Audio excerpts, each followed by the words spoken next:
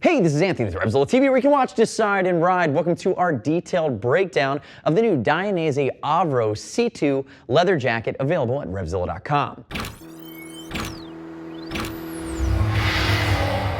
So to my left, you're going to see the C2. It's the new version of the Avro. Avro has been a strong seller. It's been a staple in the Dainese sport collection. I really look at the original Avro and now the new C2 as a 3-season leather, fully removable thermal liner, and it's not a really wide-ranged perf scheme. So you get a good mix of spring, summer, fall seasonality, and then again, when it gets a little colder, you can stretch it further with that thermal lining. Now, from a positioning standpoint, certainly aggressive. 5 colors available. This is our black, white, and fluoro red. Going to be a great top half of a two-piece suit because it's technical enough, but then it also has enough of this style that you could rock it on the street.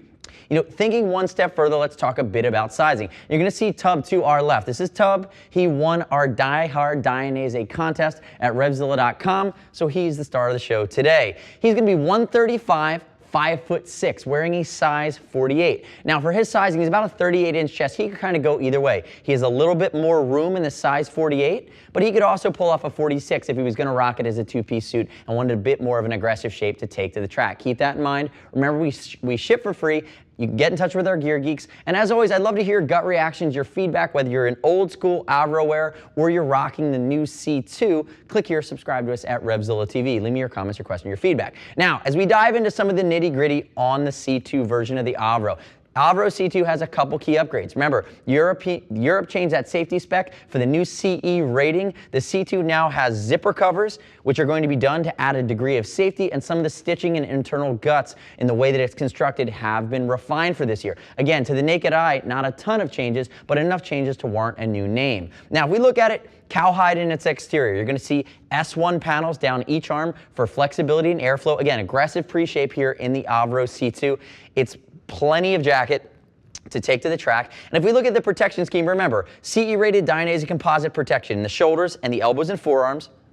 And the shoulders are going to have the co-injected aluminum sliders, which live on the outside and again add a degree of slide protection if you do happen to have a low side or go down on the track. Some of the other features, again, aggressive race, Dainese logos down the front, double snap here at the top. It's meant to be low profile, hand warmer pockets. Again, it's basic from that regard. Now tell them I'm going to take you and I'm going to turn you straight that way and stop right there. Again, get an idea of the profile as we come down the arm, lifting the arm, adjustment down here along the hips. And you can see how that stretch panel comes down from the shoulder blade, wraps underneath the arm, and allows for a bit of flexibility, especially if you're in a tuck position. Remember, the jacket's going to be fine on the bike, off the bike, but this jacket loves to be in the tuck, moving at speed. Now turn backwards for me, Tub. Turn completely backwards. There you go. Stop right there and you're good to go. Notice low profile, again, additional S1 panel here up at the collar. It's going to not to interfere with your helmet if you're in the tuck, especially now with the new line of Dainese racing style helmets like the Corsa that has that cutaway. Again, just it's going to come together really nicely. There's no hump on this jacket. Now hump's a personal preference thing. You know, from here you'd step up to something like the Super Speed, which I believe does have a hump, and the racing would not have a hump. That would be the baby brother to this jacket. But again, clean and classic, reflective Demon logo on the back, Dainese across the seat. Notice it's a drop seat. It's going to have an integrated 360-degree zip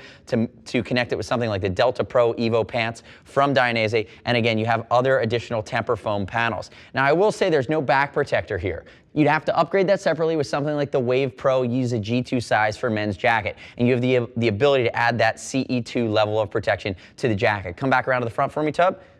There you go. Now, last but not least, let's look into the guts. And remember, if you want a better perf scheme, you can always go down to something, it's a little bit less of an investment, something like the racing.